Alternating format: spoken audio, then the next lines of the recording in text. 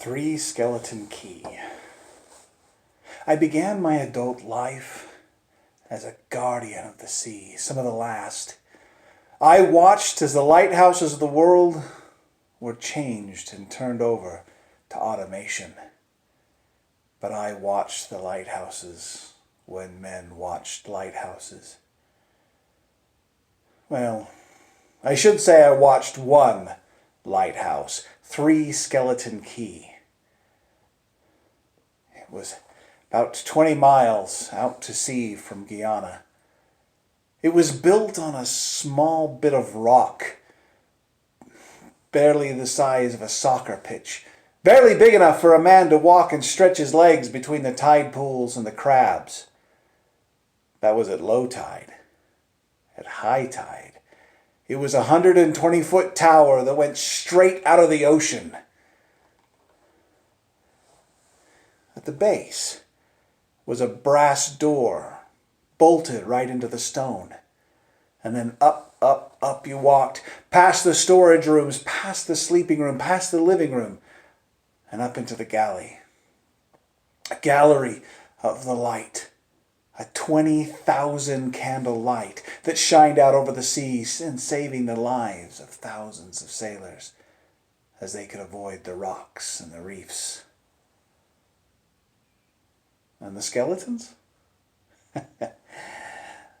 They were the ghosts of 3 convicts that escaped on a makeshift canoe. They washed up on the rock before the light was built, and they were lost there for a month. When they were found, they were just 3 piles of white bone picked clean by the crabs and the gulls. It was said that on nights before death, they danced on the rock in anticipation. I never saw that. What I did see, let me just say, it was the most terrifying 2 weeks of my life. It was just 3 of us there. Captain Ichua, a Basque, big and broad, as old as my father. He was the captain. And Rene, he was a former actor from Brittany. And myself. It all started on the 3rd watch, about 2 o'clock in the morning. I was dozing on my feet when I saw the light touch something out in the ocean. I waited for the light to come back around, and sure enough, there was a big ship on the water, a 3-master, Dutch by her lines. The sails were set full, and she was charging straight at us. I yelled down the trap to the captain, "Ship to hit the rocks!" And he came up and I pointed her out. He looked through my glasses at it. "It's a ghost ship," he said. Rene startled us from behind. "What, is it the Flying Dutchman?" "No," said the captain. "It's a ship that has sailed on without her crew, driven by the wind wherever it will." The rest of the night we watched it, coming closer and closer, wondering why a crew would abandon such a fine ship. When the sun came up, the captain went down for his own glasses. They were stronger than mine, but I looked and I could see her clear. And I could see that all the small lifeboats were still in place. The crew never abandoned her. The captain looked, and he understood. He handed me the glasses, and I looked too. The deck was covered in a brown moving carpet. I looked again. The deck, the masts, the riggings, the rails were all covered in rats.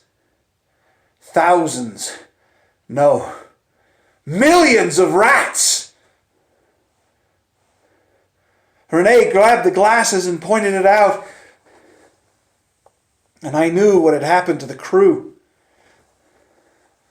"It's coming right at us," Renee yelled. "It cleared the reef."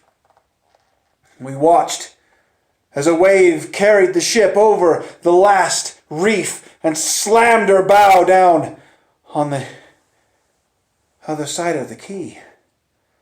The rats were already on the move. They smelled us. "Run!" the captain yelled, and that was the only command we needed. Renee started closing all the windows in the gallery, and we ran down the stairs 2 to 4 at a time, I stopping on every level, making sure the windows were closed, and the captain raced for the main door. And it was a race, and the captain won. Almost. One rat made it through before the door closed, and when I got to the bottom, the captain was in full battle with the rat. A rope wrapped around one hand, swinging at his knife in the other, and the rat was gaining ground, and the captain was losing the fight. I charged forward, and with a mighty swing of my knife, I cut the beast in half. And we heard Renee yelling upstairs. We ran up to find him gazing out the window, turning side to side. The rats had climbed the tower and were now covering the windows of the gallery. The room was red as the sun forced its way through a wall of rats. I was nervous. I couldn't have my back to the rats, but I was in a round glass room. There was nowhere I could not turn my back to the rats, and the squealing and the scratching was deafening.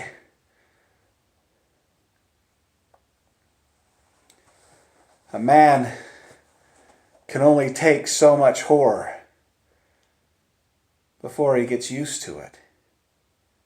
That first night was the worst. But by day 2, we were back about our business, tending the light at night and doing whatever chores we could during the day.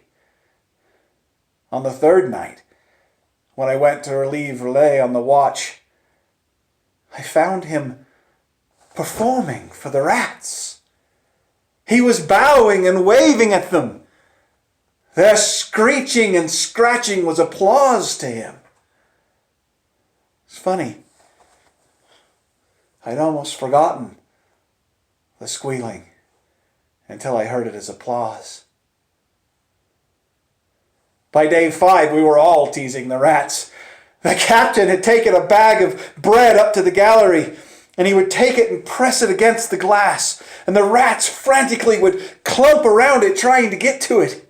And when the ball of rats got too heavy, it would fall off into the ocean, where they were eaten by sharks. The sharks that were our jailers had become our friends.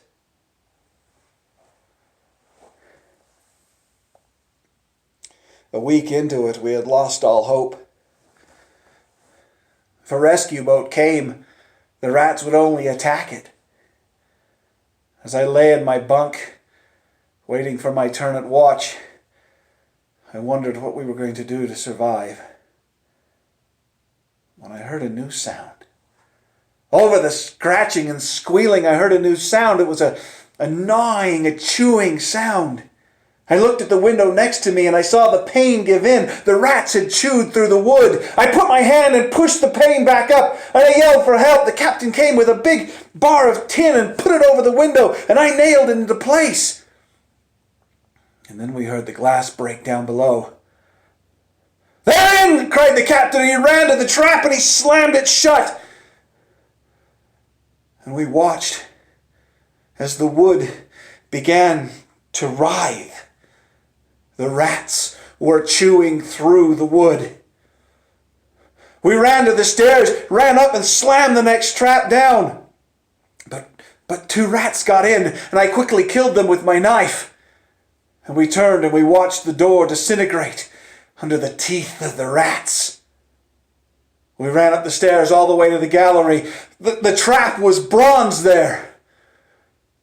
Renee was already starting to push it closed when we squeezed through. The rats were so close to us that 20 or so got in before the door closed. The captain held it down while I locked it. Before the captain had a chance to move, though, one of the rats had sunk its yellow teeth into his hand. I cut it free with my knife and the battle began. Renee stood on the rail and kicked at the rats as they came close. The captain and I fought them with our knives and with luck until we had killed them all. And there we were. Everything edible below, the food, the bunks, the wicks, were all gone. We knew that. We sat in the gallery. The rats, now half-fed, were louder than ever. The only food we had was the bag of bread the captain had brought up, and that didn't last long. The next day, the captain had a fever, and his hand was swollen and green with pus. I woke up from a restless sleep to find Renee performing again. But he wasn't performing for the rats. He was performing for the skeletons that he saw dancing on the rail. And there I sat, with a dying man and a lunatic for company. By day 13, I had given up hope. I had to tie Renee to the rail because he kept trying to open the windows for the skeletons. I sat there in the dark. The light had gone out. There was no helping it. All the supplies were down with the rats. And I sat.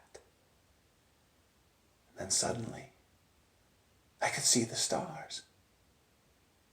The rats were running down the tower. I ran to the window and I looked out and I heard a small engine and a violin playing.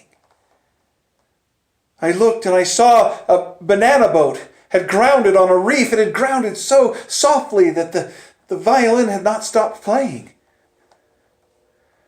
I wanted to yell out the window. I wanted to open the window and yell to them. The light was out. They couldn't see us. I wanted to warn them, but if I opened the windows, the rats might know. I heard the tide waves wash the banana boat off the reef. Then the music stopped. And that's my story. When the sun came up, there were no rats. There was no banana boat. By afternoon, a rescue ship had come, wondering why the light had gone out.